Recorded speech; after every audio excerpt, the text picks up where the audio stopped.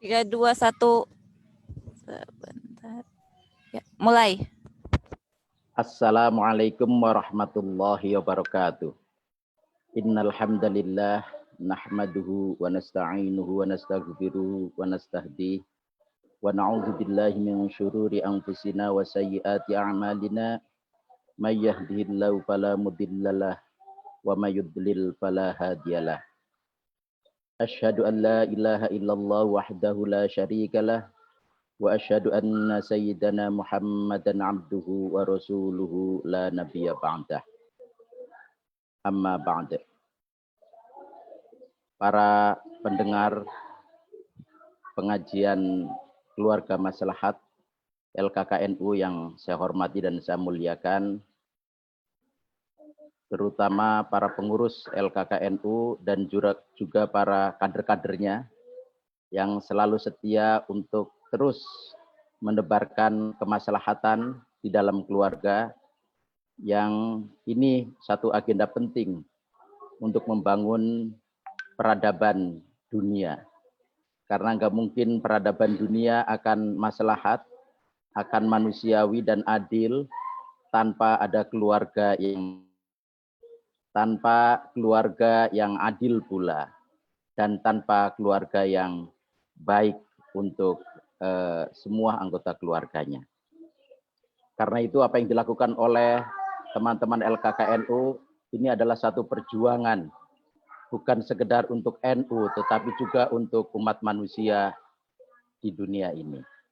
Baik para pendengar sekalian yang saya hormati, pada kesempatan kali ini saya diminta oleh panitia untuk memberikan satu paparan yang mungkin itu soal pengasuhan anak dalam pengelolaan keluarga maslahat di tengah pandemik COVID-19 ini.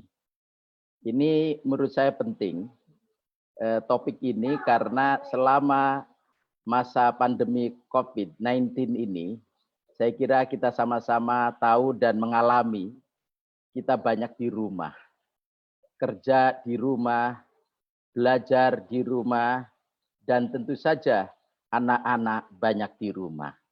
Dan ini adalah satu kesempatan yang luar biasa antara orang tua dengan anak-anak bisa berkumpul, bisa belajar bersama, bisa beribadah bersama, dan juga bisa melakukan aktivitas bersama. Lah, tetapi penting juga kita ketahui soal bagaimana cara pandang keislaman soal ini. Disinilah saya ingin mencoba memberikan paparan sedikit yang mungkin tidak terlalu asing, tapi bisa menyegarkan kembali ingatan kita tentang pengasuhan anak dalam pengelolaan keluarga maslahat ini.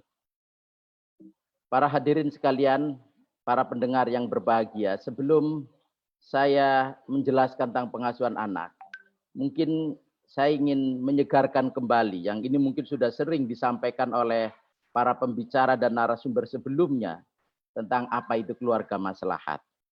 Ini keluarga maslahat adalah keluarga, istilah yang khas untuk NU. Yang lain menggunakan keluarga sakinah, ada keluarga sejahtera, tetapi NU menggunakan keluarga maslahat. Pasti punya filosofi, punya paradigma, dan punya argumentasi tersendiri tentang keluarga maslahat ini. Baik, karena pembicaraan pengasuhan anak ini dalam konteks keluarga maslahat, maka saya ingin menyampaikan apa itu keluarga maslahah. Al-usrah as-solihah wal muslihah. Kira-kira gitu. Keluarga yang solih dan muslihah, dan memberikan kebaikan kepada orang lain. Keluarga yang maslahat dan memberikan kemaslahatan kepada orang lain. Keluarga yang baik dan memberikan kebaikan kepada orang lain. Keluarga yang adil dan selalu memperjuangkan keadilan pada orang lain. Keluarga yang bahagia dan juga membahagiakan kepada orang lain. Inilah keluarga maslahat. Jadi bukan sekedar baik untuk dirinya, tetapi juga baik untuk orang lain. Ini keren sekali. Saya menyebut keluarga maslahah atau al-usra as-salihah wal muslihah itu enggak mungkin akan terwujud kalau tidak ada as-sakinah was-sa'adah. Tidak ada ketentraman, tidak ada kedamaian dan kebahagiaan di situ. Karena itu keluarga maslahah pasti keluarga yang damai, keluarga yang tenang, tentram dan bahagia serta membahagiakan. Ini sebagaimana saya sebutkan tadi. Dan kalau dalam Al-Qur'an untuk bisa mencapai as-sakinah dan as-sa'adah ini agak mungkin tanpa ada ar-rahmah dan al-mawaddah atau tanpa ada al-mawaddah war-rahmah. Cinta, kasih sayang suami dan istri. Kasih sayang suami kepada istrinya. Kasih sayang istri kepada suaminya. Inilah yang akan memupuk as-sakinah was-sa'adah yang nanti akan berujung kepada keluarga maslahah. Nah, ini penting menurut saya dan saya kira ini sudah maklum semuanya. Saya ingin mungkin sudah sering disampaikan oleh para narasumber dan pembicara sebelumnya. Untuk bisa menciptakan keluarga maslahat ada 4 pondasi yang tidak bisa dihilangkan. Dan pondasi ini sebetulnya sudah ada di dalam ajaran-ajaran Islam dan bahkan dalam Al-Qur'an maupun hadis sering disebutkan. Pertama, untuk bisa mewujudkan ini, memunculkan ada ar-rahmah, al-mawaddah, lalu menghasilkan as-sakinah was-sa'adah sebagai keluarga yang maslahat. Pertama harus meyakini bahwa perkawinan adalah mitsaqun ghalidhon. Apa mitsaqun ghalidhon? Mitsaqun ghalidhon adalah satu perjanjian yang kuat. Kenapa disebut mitsaqun ghalidhon, perjanjian yang kuat? Karena kita menikah dengan pasangan kita bukan semata-mata karena relasi kemanusiaan, tetapi juga ada Tuhan di situ. Kita ketika menikah menyebut kalimat Allah. Kita ketika menikah dengan seizin Allah. Dan disitulah kita sebetulnya telah diikatkan oleh bukan sekedar oleh manusia, tetapi oleh Allah Subhanahu wa taala sebagai jodoh kita. Makanya disebut sebagai mitsaqun ghalidhon. Ikatan yang sangat kokoh, ikatan yang sangat kuat. Karena perkawinan adalah ikatan yang sangat kokoh dan kuat, maka tentu saja tidak bisa dihilangkan, tidak bisa dirapuhkan hanya oleh kepentingan-kepentingan yang sifatnya praktikal dan pragmatis. Ini pertama kita harus meyakini bahwa perkawinan adalah mitsaqun ghalidhon. Ikatan yang kokoh yang diikat bukan sekedar oleh nilai-nilai sosial kemanusiaan, tetapi juga ada nilai-nilai ketuhanan dan teologis di situ. Allah hadir dalam perkawinan kita. Karena itu kita harus mempertanggungjawabkannya bukan sekedar di hadapan pasangan dan keluarga atau masyarakat, tetapi juga di hadapan Allah Subhanahu wa taala. Terus pilar yang kedua yaitu az-zawaj, yaitu pasangan. Ingat, ketika kita menikah, ketika kita sudah berkeluarga, harus sadar bahwa kita telah berpasangan. Kita tidak hidup sendiri, tetapi ada pasangan kita. Laki-laki punya pasangan perempuan, perempuan punya pasangan laki-laki. Lah, laki-laki dan perempuan ini berbeda. Baik dari struktur biologisnya, mungkin juga budayanya, kebiasaannya, apalagi kalau kita menikah dengan suku yang berbeda, dengan daerah yang berbeda, dengan pendidikan yang berbeda, semuanya berbeda. Tetapi bagaimana mengelola perbedaan ini di dalam satu atap rumah tangga? Inilah satu tantangan yang disebut dengan az-zawaj. Bahwa kita adalah pasangan. Karena itulah kata Gusmus, Kiai Haji Ahmad Mustafa Bisri, beliau mengatakan bahwa perkawinan adalah satu pembelajaran toleransi yang paling nyata dan paling dekat dengan kita. Kalau kita nggak bisa toleran terhadap pasangan kita, maka kehancuran rumah tangga sudah di depan mata kita. Inilah kita harus sadar bahwa kita dalam hidup berkeluarga itu ada pasangan kita, az-zawaj. Yang ini berbeda dengan kita latar belakangnya berbeda, kebiasaannya berbeda, disitulah kita harus bisa bagaimana mengelola perbedaan itu untuk satu kebaikan dan kemaslahatan. Terus pilar yang ketiga adalah al-mu'asyarah bil ma'ruf, yaitu pergaulan, saling mempergauli dengan cara yang baik. Lah, ini sebenarnya saling berkaitan antara mitsaqun ghalidhun, az-zawaj, al-mu'asyarah bil ma'ruf, nanti yang terakhir ada asyura. Ini 4 hal ini saling berkait satu sama lain. Jadi mitsaqun ghalidhun itu harus sadar bahwa itu adalah ada az-zawaj di situ. Lalu kemudian az-zawaj harus mu'asyarah bil ma'ruf. Saling memperlakukan pasangan itu dengan cara yang ma'ruf, dengan cara yang baik, dengan cara yang patut, dengan cara yang memang bisa diterima oleh tradisi di situ. Nah, ini penting. Karena itu kita harus sadar, bukan sekedar sadar diri terhadap kedirian, tetapi juga harus sadar dengan lingkungan kita. Ada tradisi di situ, ada budaya di situ, dan kita harus saling memperlakukan dengan cara yang ma'ruf. Nah, ini penting. Di sini ada aspek kemanusiaan. Karena memang laki-laki dan perempuan, suami dan istri yang telah menikah dan membangun keluarga sebetulnya adalah satu ikatan kemanusiaan. Karena itu harus memperlakukannya dengan cara manusiawi. Memperlakukannya dengan cara yang adil, memperlakukannya dengan cara yang ramah, dan dengan cara yang patut secara tradisi dan budaya di mana kita berada. Ini pilar yang ketiga. Pilar yang keempat adalah asyura. Asyura ini mungkin lebih teknikal, tapi bukan sekedar teknikal, ini paradigmatik. Artinya ketika kita menganggap bahwa kita ini pasangan adalah az-zawaj, dan ini adalah mitsaqun ghalidhun, lalu kemudian kita harus saling memperlakukan dengan cara yang baik, maka harus ada musyawarah di situ. Ada musyawarah. Kalau nggak ada musyawarah, maka yang akan terjadi adalah intimidasi. Yang terjadi adalah ikrah, pemaksaan. Nah, disinilah penting ada prinsip-prinsip yang saya sebut di bawah ini. Mau tidak mau untuk mewujudkan dan menghadirkan pilar itu dalam keluarga maslahah, maka ada musyarakah, kerjasama. Saling bekerja. Saling membantu. At-ta'awun, saling menolong. Al-mubadalah, kesalingan. Jadi ini yang menurut saya penting, prinsip-prinsip ini. Karena nggak mungkin ada mu'asyarah bil ma'ruf, juga ada asyura, kalau kita tidak melakukan musyarakah, ta'awun, dan mubadalah dalam segala bentuknya.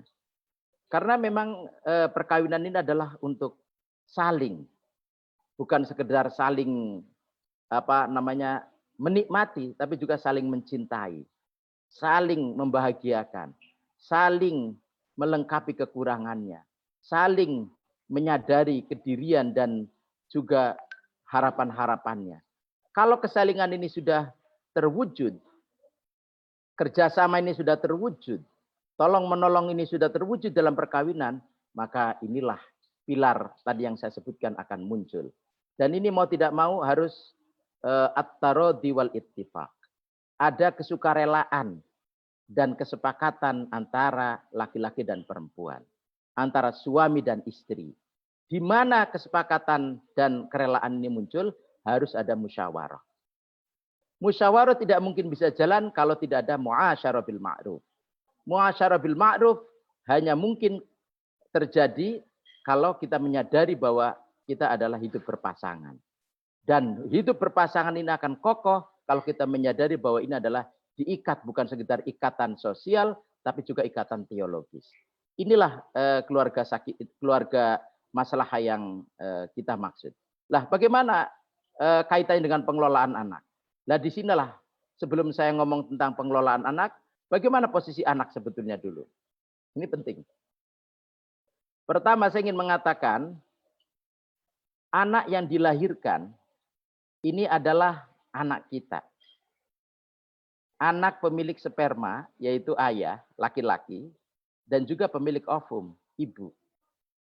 Artinya anak ini adalah anak bersama suami dan istri, ayah dan ibu.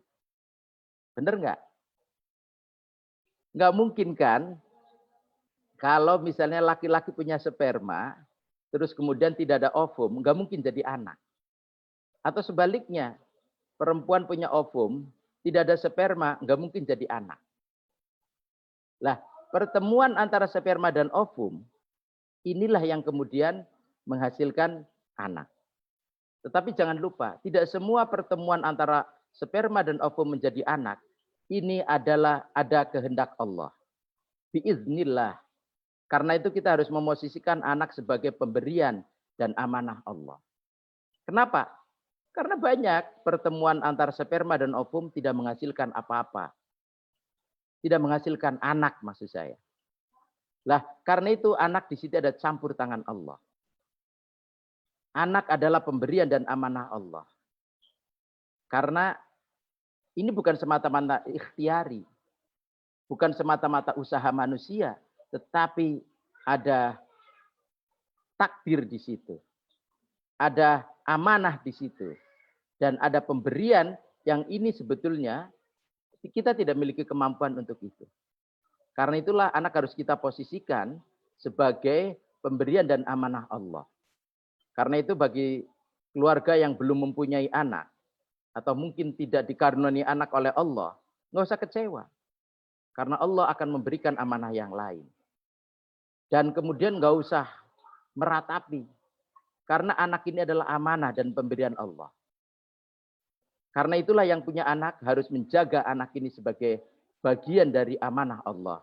Sama halnya dengan kehidupan kita ini. Sebagai Abdullah dan sebagai Khalifah fil ard. Ini amanah. Nah, ini pertama yang harus kita sadari. Anak ini adalah anak kita bersama, bukan anaknya laki-laki, juga bukan anaknya perempuan. Karena ada musyarakah di situ. Ada ta'awun di situ. Dan ada mubadalah di situ. Tetapi juga ada kehendak Allah di situ. Karena itu amanah Allah melekat pada keberadaan anak. Nah, karena itu apa yang harus dilakukan? Oleh karenanya, tentu saja tanggung jawab pemeliharaan, pengasuhan, dan pendidikan anak adalah tanggung jawab bersama laki-laki dan perempuan. Tanggung jawab suami dan istri. Tanggung jawab ayah dan ibu secara bersama-sama. Bukan hanya dilimpahkan ke ibu saja yang melahirkan, sudah melahirkan, ditimpakan untuk mengelola anak, mengasuh anak, menyusui, dan seterusnya itu, sementara laki-laki sama sekali tidak cawe-cawe. Atau bahkan laki-lakinya hanya menganggap tugas saya hanyalah mencari nafkah. Tidak pernah menyentuh anak sama sekali. Tidak pernah menggendong anak sama sekali. Tidak pernah bermain-main dengan anak sama sekali. Tidak pernah mendidik anak sama sekali. Tidak. Atau sebaliknya, anak diserahkan kepada bapaknya. Karena alasannya adalah, ini kan tanggung jawab bapak seluruhnya. Anak bagian dari nafkah yang menjadi kewajiban laki-laki. Karena itu kemudian ibunya mau menyusui aja harus meminta upah. Atau kemudian tidak mau menyusui. Karena bagi dia menyusui akan merusak struktur tubuhnya.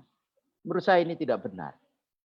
Justru menyusui menurut pandangan medis sangat sehat. Dan bahkan harus. Bahkan kalau bisa menyusui haulaini kamilain liman aroda ayyutimma rodo'ah, itu sangat bagus menurut kesehatan. Nah, disinilah saya ingin mengatakan, ini yang disebut dalam fikih namanya hadonah. Al-hadonah. Hadonah adalah ar-ri'ayah wal himayah wat tarbiyah. Ini secara bahasa. Maksudnya apa? Ri'ayatul tifli wa tadbiru umurihi wa himayatuhu wal wilayatu alaihi. Ini yang disebut dengan hadonah. Dengan pemeliharaan anak. Yaitu kita bertanggung jawab orang tua. Laki-laki dan perempuan. Suami dan istri. Ayah dan ibu. Untuk apa? Pertama, ri'ayatul tifl. untuk memelihara anak ini. Memelihara apa? Ya memelihara kesehatannya, perkembangannya mulai dari anak-anak hingga dewasa. Dan memelihara dari ancaman-ancaman yang lain. Baik ancaman fisik maupun rohani. Ini kewajiban orang tua. Juga watadbiru umurihi. Kita harus melayani, memfasilitasi seluruh kebutuhannya. Anak juga punya kebutuhan sebagaimana kita. Karena dia adalah manusia yang tumbuh kembang. Hanya bedanya kalau kita sudah punya kedewasaan, sudah punya kemampuan yang bisa mandiri, sementara anak belum karena masih dalam proses pertumbuhan. Disinilah penting ada fasilitasi dan pelayanan dari orang tua. Hukumnya wajib. Hukumnya wajib. Wal wilayatu alaihi. Dan kita harus menjadi wali. Kalau misalnya anak melakukan sesuatu yang dia tidak bisa mampu, karena anak juga subjek hukum. Dia memiliki hak dan kewajiban. Dan anak juga sudah bisa memiliki hak kepemilikan. Kalau dia dapat warisan. Lalu kemudian dia tidak bisa mentasarufkan. Tidak bisa mengelola, maka kita menjadi walinya. Kita menjadi wakil dari anak itu untuk hal-hal yang sifatnya muamalah. Inilah saudara-saudara sekalian pentingnya hadonah, pengelolaan anak. Nah ini yang menurut saya penting untuk disadari oleh kita semua sebagai bagian dari apa yang nanti harus dilakukan. Lah ini, kemana sebetulnya pengasuhan anak ini harus dilakukan? Sebetulnya sederhananya begini. Kita melakukan pengasuhan anak, ini kan untuk menjadikan anak ini solihah atau muslihah. Saya menggunakan tadi al-usrah, as-solihah, wal muslihah. Jadi anak pun harus kita ciptakan sebagai anak yang solih. Dan anak yang solihah atau muslih dan muslihah. Ini kata-kata solih dan muslih atau solihah dan muslihah ini sudah mencakup semuanya ya. Karena di dalam hadisnya disebut sebagai al-waladus solih. Maka artinya mereka sudah orang yang baik, orang yang patut, orang yang alim secara keilmuan, orang yang bijaksana, orang yang adil, orang yang bisa bersikap manusiawi, orang yang bermanfaat, anfa'uhum linnas. Ini yang mungkin ke situ tujuan kita mengasuh anak. Apa? Orang tua harus bisa mengantarkan anak untuk menjadi seperti itu. Inilah yang disebut dengan hadonah. Siapa yang melakukan hadonah? Ya suami dan istri. Bapak dan ibu. Ayah dan ibu. Laki-laki dan perempuan. Kedua-duanya. Yang ini saya sebut tadi ada di situ ada prinsip musyarakah. Prinsip ta'awun. Mubadalah. Tarodi. Dan ittifaq. Ini mau tidak mau. Lah ini nggak bisa hanya diserahkan kepada salah satunya. Tetapi harus keduanya. Lah hadirin para pendengar sekalian yang saya hormati. Ini penting. Seringkali pengasuhan anak ini ribut karena persoalan siapa yang paling berhak, siapa yang paling mampu. Nah disinilah menurut saya penting untuk melakukan pembagian tugas dan peran antara laki-laki dan perempuan. Disinilah at-taradi wal ittifaq, kesukarelaan dan kesepakatan dilakukan. Silakan mungkin bisa membagi peran. Siapa yang berada di bawah dan siapa yang berada di atas. Siapa yang di dalam dan siapa yang di luar. Siapa melakukan apa, tetapi semuanya ini harus saling mendukung, saling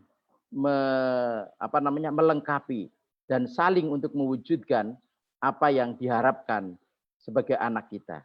Karena anak ini adalah amanah Allah. Anak ini adalah pemberian Allah yang nanti akan dipertanggungjawabkan di akhirat nanti. Bahkan bukan sekedar di akhirat, di dunia pun akan dipertanggungjawabkan.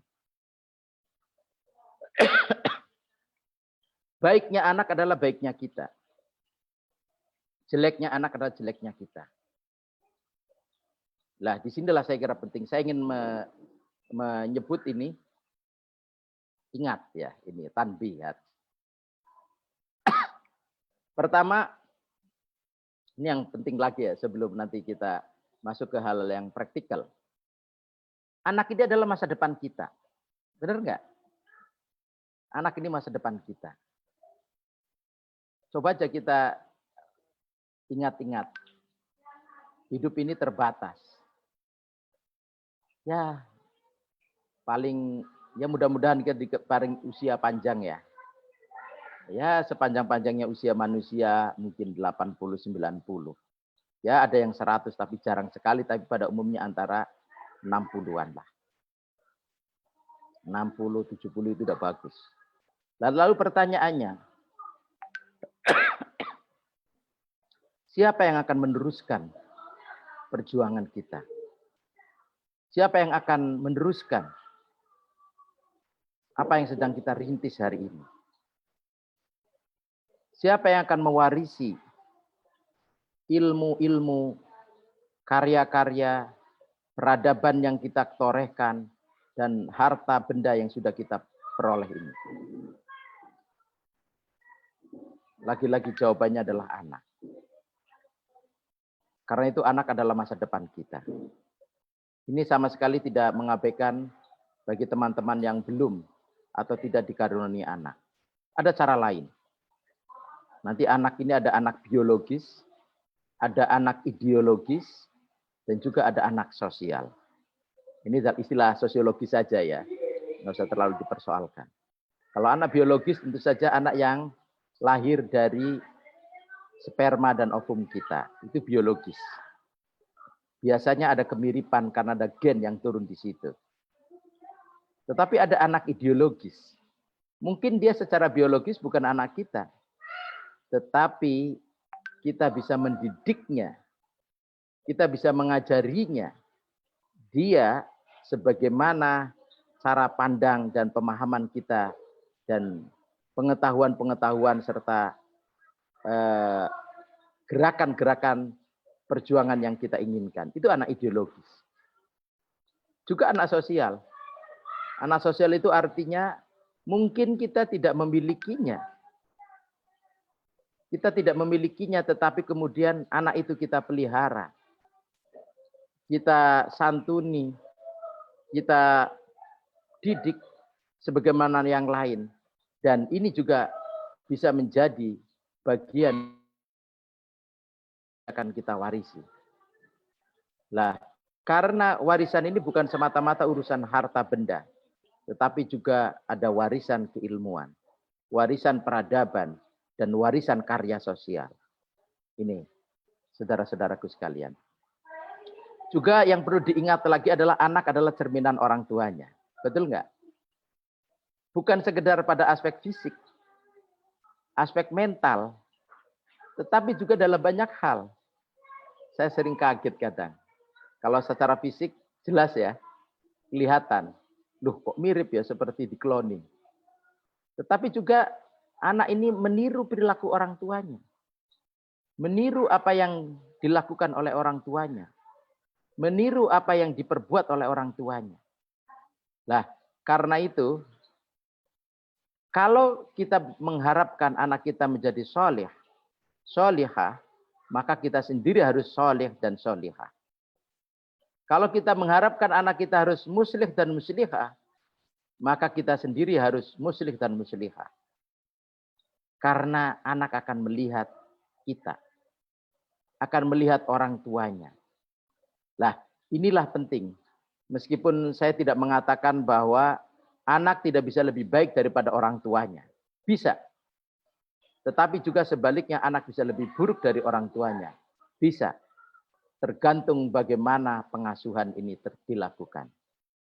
Kalau pengasuhannya itu baik, pengasuhannya itu tepat, dan pengasuhannya itu sesuai dengan nilai-nilai dan cita-cita yang kita tanamkan, maka insya Allah akan menghasilkan produk anak yang baik dan maslahat untuk kita semua. Dan ini tidak mungkin terjadi kalau orang tuanya selalu bertengkar. Orang tuanya selalu berkonflik. Dan orang tuanya tidak at-tarodi wal ittifaq. Tidak musyarakah. Tidak ta'awun. dan tidak mubadalah. Nah, ini harus dilakukan. Juga hal yang perlu diingat lagi adalah anak-anak belajar dengan melihat. Ini bukan sekedar melihat sebetulnya, juga mendengar dengan panca inderanya, meskipun nanti kemudian diolah dengan akalnya. Karena ada akal, mereka punya akal, tapi akalnya belum sempurna. Tetapi yang paling sering anak belajar dengan melihat, dengan mendengar, dan dengan merasakan dari orang-orang yang berinteraksi dengannya. Ini penting. Saya ingin mengatakan anak-anak belajar dari lingkungan di sekitarnya. Anak-anak belajar dari lingkungan di sekitarnya. Karena itu betul, ada yang mengatakan bahwa keluarga adalah al-madrasatul ula. Keluarga adalah sekolah yang paling utama dan pertama. Disinilah pentingnya keluarga maslahah. Nah ini penting. Kita nggak mungkin bisa menciptakan keluarga maslahah kalau kita mengabaikan posisi anak. Kita mengabaikan bagaimana anak ini diasuh. Karena ini berpengaruh terhadap keluarga kita. Lah, saya ingin memberikan beberapa tips yang ini mudah-mudahan bermanfaat untuk kita semua. Mungkin juga tips ini hanya sekedar mengingatkan apa yang sudah sering kita pelajari, sering kita dengar, dan mungkin juga sudah kita lakukan dan kita teladankan kepada anak. Ini prinsip-prinsip pengasuhan anak ya. Ada banyak sebetulnya. Sudah banyak buku-buku, kitab-kitab yang menjelaskan soal ini. Tapi saya akan mencoba menyederhanakannya dengan mengambil beberapa referensi yang ini mungkin bisa bermanfaat buat kita semua. Pertama, saya tadi mengatakan bahwa anak-anak belajar dari lingkungan di sekitar kita. Makanya nggak usah kaget ya.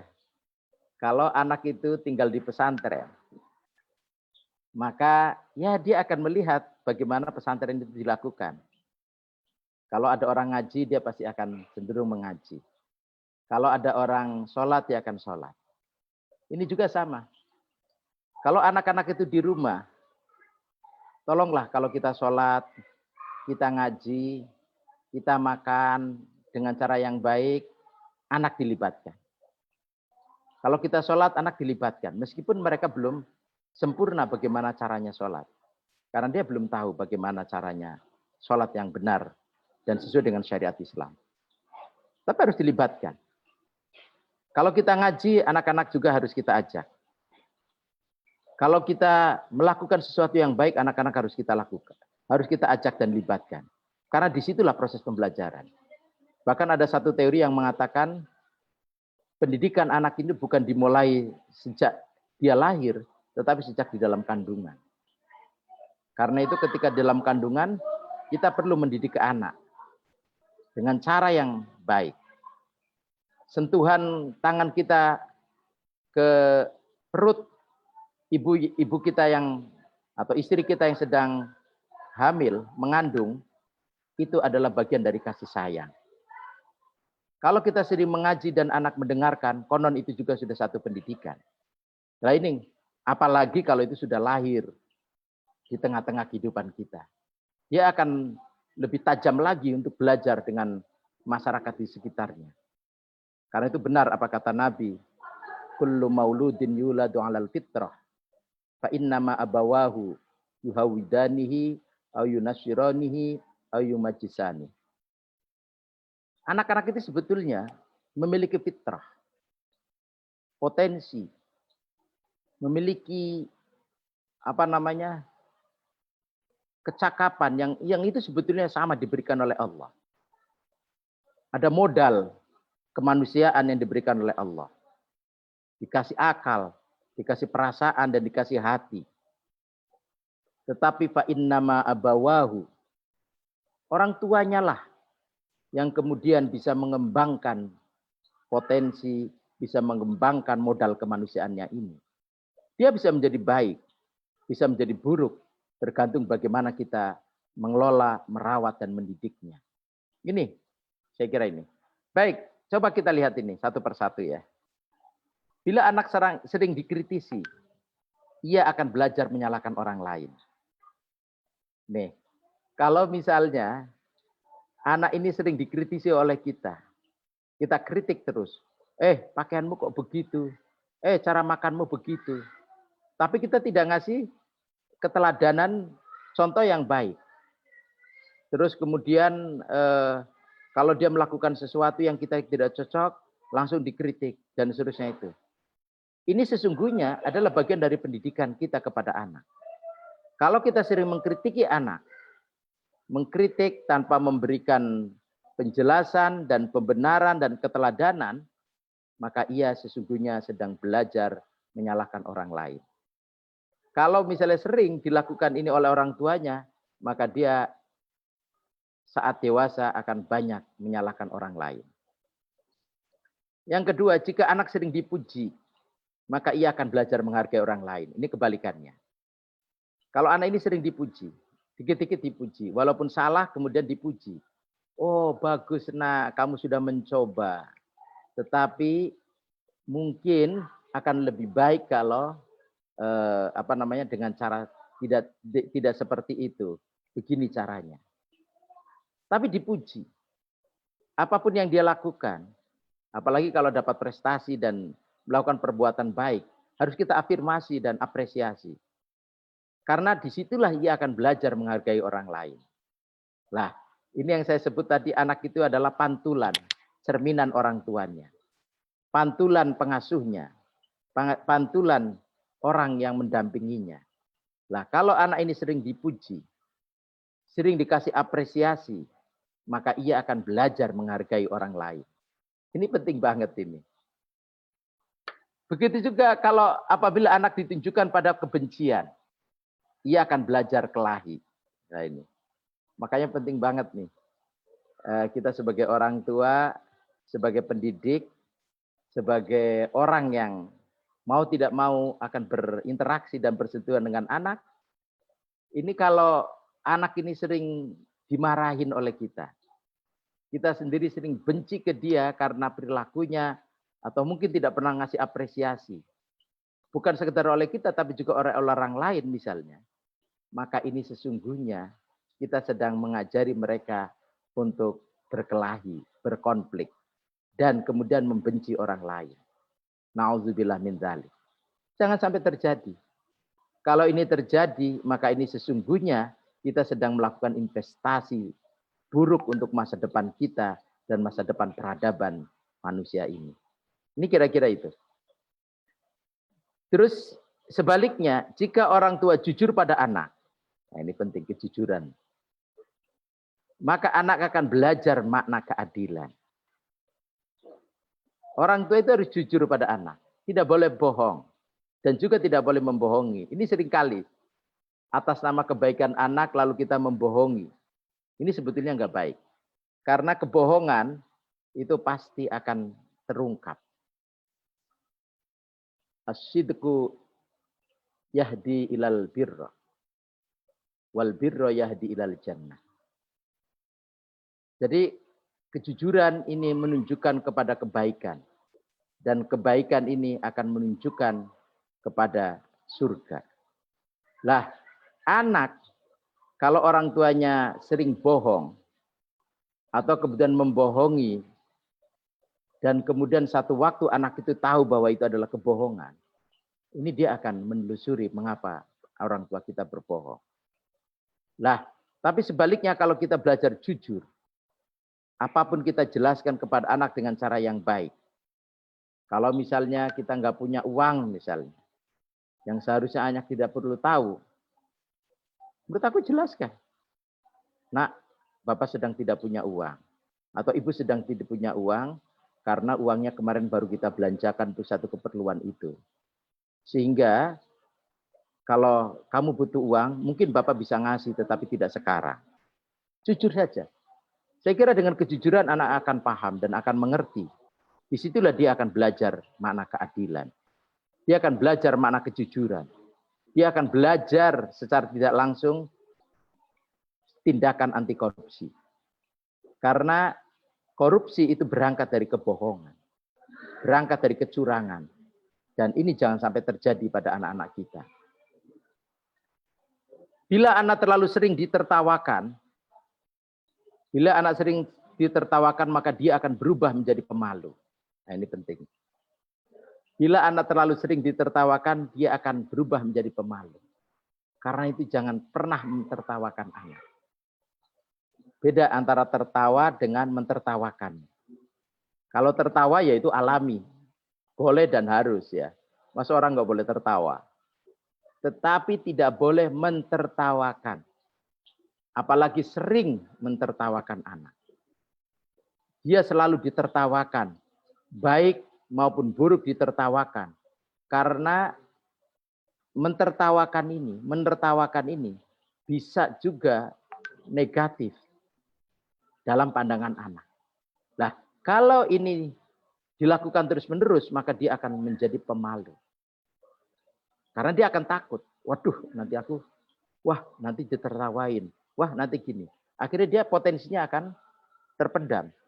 Dan anak tidak bisa bebas leluasa untuk mengekspresikan potensinya tadi, fitrahnya tadi. Yang sebetulnya ini sudah ada pada diri anak. Kemudian jika anak merasa aman, dia akan belajar mempercayai orang lain. Ini penting, keamanan. Dia harus selalu memperoleh keamanan dan jaminan aman. Karena dari jaminan ini, dia akan belajar mempercayai orang lain. Gak mungkin anak yang hidup dalam tekanan, di pressure, lalu kemudian akan muncul kepercayaan orang lain. Yang ada adalah kecurigaan kepada orang lain. Nah, karena itulah penting. Kita harus menjaga keamanan dan selalu menunjukkan rasa aman kepada anak. Supaya dia percaya kepada kita, kepada orang tuanya, dan juga kepada orang lain. Bila anak terlalu sering dibuat malu, ia akan belajar untuk selalu merasa bersalah. Nah ini, kalau dia tidak aman, kalau dia tadi selalu ditekan, maka dia akan tidak percaya kepada orang lain. Atau kemudian kalau dia sering ditertawakan, maka dia akan jadi pemalu. Kalau anak ini sering dibuat malu, ini bukan pemalu, dibuat malu. Dibuat malu itu misalnya kalau dia melakukan kesalahan, lalu diceritakan kepada orang lain, diumumkan di depan orang lain, mempermalukan kira-kira. Maka ini akan pembelajaran bagi anak, dia akan selalu merasa bersalah. Dan ini nggak boleh terjadi. Karena sesungguhnya manusia ini bisa salah, bisa benar. Jangan terus-menerus merasa bersalah. Kalau dia terus-menerus merasa bersalah, yang terjadi adalah minder, inferior, dan kemudian selalu menyalahkan diri sendiri. Dan ini juga tidak baik, karena akan menutup potensi dan juga kemampuan dia yang sesungguhnya dia memiliki kemampuan yang sama dengan yang lain. Kemudian jika anak diberikan dorongan semangat dengan rutin, dia akan memiliki kepercayaan diri yang tinggi. Ini saudara-saudara sekalian. Karena itu penting, kita harus selalu memberikan dorongan kepada anak. Dorongan semangat. Dan ini harus rutin, bukan sekali, 2 kali. Tapi terus-menerus, hampir tiap hari. Karena dari semangat inilah menjadi energi bagi dia untuk bisa bergerak dan justifikasi. Nah, kalau ini terus-menerus dilakukan, dorongan semangat ini, maka dia akan memiliki kepercayaan diri yang tinggi. Confidence. Dia memperoleh justifikasi, pembenaran, dan kemudian memperoleh kebenaran dalam arti yang positif ya. Artinya dia, ini yang harus saya lakukan. Ternyata orang tua, pengasuh, guru, dan orang lain juga memberikan hal yang sama. Menyetujui dan mendorong saya untuk melakukan ini. Ini akan terbangun satu konfidensi. Bila anak terbiasa dilindungi, dia akan belajar telaten dan sabar. Nah, ini penting. Sabar ini ternyata ada pembelajarannya. Bukan muncul tiba-tiba. Kenapa ada orang yang sabar, ada orang yang tidak sabar? Mungkin ini juga bagian dari pendidikan ketika kita masih anak. Orang yang sabar dan telaten itu biasanya selalu dilindungi. Jadi tidak dikejar-kejar, tergopoh-gopoh sehingga kemudian dia melakukan pekerjaan atau kegiatan yang asal-asalan saja. Ini ini akan berbeda dengan, udah nggak apa-apa nak. Yang penting kamu selesai dan perbuatan itu baik. Lalu kemudian dia memberikan kenyamanan, memberikan merasa ada payung di situ. Nah, disitulah dia akan telaten dan sabar. Nah, ini penting teman-teman sekalian. Juga jika anak diberikan dukungan, dia akan belajar percaya pada kemampuannya sendiri. Nih. Jika anak diberikan dukungan, dia akan belajar percaya pada kemampuannya sendiri. Belajar dukungan ini penting ya. Dukungan artinya support. Ayo, kamu bisa. Kamu bisa. Kamu mampu kok. Gitu. Maka dia akan percaya pada kemampuannya sendiri. Tapi kalau kemudian kita sudah, aduh nak, kamu ini kok begitu sih, nggak kayak temanmu itu. Wah, ini sudah, dia akan, sudah tidak percaya pada dirinya sendiri dan kemudian mungkin bisa jadi akan putus asa. Jika anak hidup di dalam atmosfer persahabatan dan merasa bahwa orang lain membutuhkannya, maka dia akan belajar menemukan cinta. Nah, ini. Penting ini ar-rahmah al-mawaddah tadi. Al-mawaddah war-rahmah. Cinta dan kasih. Ini ternyata ada hubungannya dengan pendidikan masa anak. Jika anak hidup dalam atmosfer persahabatan, bukan permusuhan, dan merasa orang lain itu membutuhkannya. Nah ini, dibutuhkan dan membutuhkan itu juga penting. Maka dia akan belajar menemukan cinta di situ. Kenapa menemukan cinta? Karena cinta muncul dari sentuhan kemanusiaan, sentuhan persahabatan, dan kemudian merasa bahwa kita itu dibutuhkan dan orang lain membutuhkan kita dan kita bisa memberikan sesuatu yang bermanfaat untuk orang lain. Lah, inilah nanti akan tumbuh cinta. Cinta itu tumbuh ya karena kita merasa dibutuhkan. Teman-teman juga mungkin merasakan ya dalam kehidupan berinteraksi dengan lawan, dengan pasangan. Kenapa kita cinta? Karena kita merasa dibutuhkan. Dan mereka butuh kita, dan kita sadar. Dan kita bisa memberikannya dengan cara yang baik dan itu bermanfaat untuk mereka. Maka itulah cinta. Jangan pernah membicarakan hal buruk kepada anak.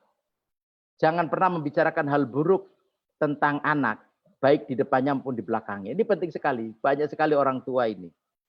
Dia kalau misalnya anaknya itu hebat, diceritakan di depan anaknya kepada orang lain. Begitu juga kalau jelek, dia marah-marahin anaknya di depan orang lain. Ini pelajaran yang buruk sekali. Jangan sampai terjadi. Jangan pernah membicarakan hal buruk tentang anak, baik di depannya maupun di belakangnya. Nah ini, hal buruk ya. Baik di depan maupun di belakangnya. Karena apa? Cerita buruk ini bisa menjadi problem bagi anak. Kalau itu salah, dia akan merasa dipermalukan, bahkan bisa menjadi semacam kutukan dari orang tuanya karena itu diceritakan pada orang lain. Terus fokus untuk merawat hal-hal baik dalam diri anak, sehingga tidak ada tempat hal buruk yang bersemayam di dalam diri anak. Kita harus fokus pada hal-hal yang baik. Jangan pernah menyisakan hal-hal yang buruk sehingga masuk ke dalam diri anak. Ini menurut saya penting sekali. Karena itu kita harus selalu muslih, solih, solihah, muslihah.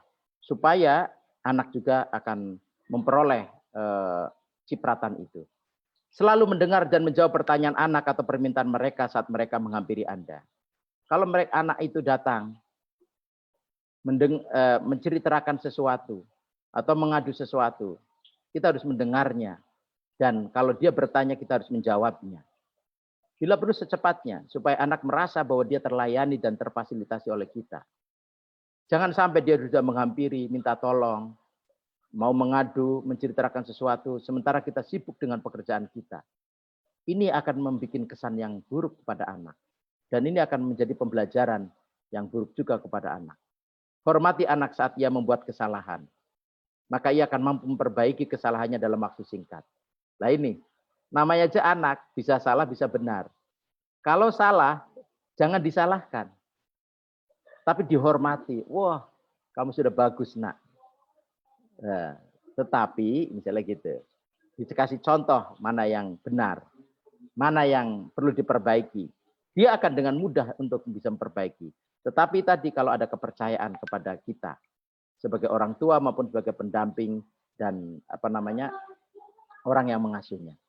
Selalu siap saat anak membutuhkan bantuan atau pendampingan. Dan menyingkir saat anak memiliki semua yang ia butuhkan. Jangan lakukan apa yang sudah bisa dilakukan oleh anak.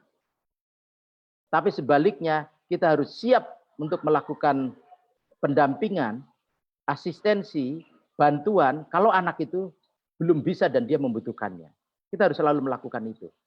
Tetapi sekali lagi, jangan melakukan apa yang sudah bisa dilakukan oleh anak. Karena itu, dia akan merasa bahwa kemampuannya tercerobot atau diambil oleh orang lain. Sehingga mereka bisa jadi tidak percaya diri bahwa seolah-olah apa yang dia bisa lakukan kemudian tidak bisa dipercaya oleh orang itu. Ini penting. Bantu anak untuk menguasai segala hal sejak dini. Hal ini bisa dilakukan dengan cara memastikan bahwa dunia di sekitar mereka dipenuhi dengan cinta, kedamaian, dan kasih sayang. Ini penting banget nih. Bantu anak untuk menguasai segala hal sejak dini. Karena apa? Karena ini bisa memastikan bahwa dunia di sekitar mereka dipenuhi dengan cinta, kedamaian, dan kasih sayang. Bantulah anak kita dalam segala hal. Jangan pernah dibatasi pada fun-fun tertentu. Pada bidang-bidang tertentu. Karena anak ini ibarat lautan, mereka sangat luas. Dan bisa menjelajahi segala bidang kehidupan dan kemampuan ini. Karena itu jangan pernah dibatasi dengan hal-hal semacam ini. Ini harus diberikan keleluasan yang tinggi, yang besar.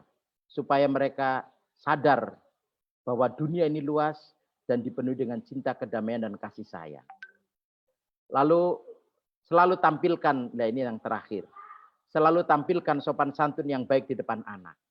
Tunjukkan pada anak bahwa dia bisa menjadi yang terbaik semampu mereka. Kita harus menampilkan sopan santun di depan anak. Jangan sampai kemudian kita sendiri bersifat kasar kepada anak. Atau kemudian kita sendiri tidak bisa menghargai anak. Kalau kita mau menjadikan anak itu menjadi orang yang memiliki akhlak karimah, maka kita sendiri harus berakhlak karimah. Lah, ini penting supaya apa? Supaya mereka juga bisa do the best sesuai dengan kemampuan mereka. Dia bisa melakukan yang terbaik untuk kemampuannya. Para hadirin sekalian, para pendengar, ini mungkin beberapa tips yang mungkin sering kita dengar, tetapi penting juga disegarkan kembali dalam konteks pengasuhan anak. Jadi mengasuh anak itu sama aja dengan mengasuh diri kita sendiri.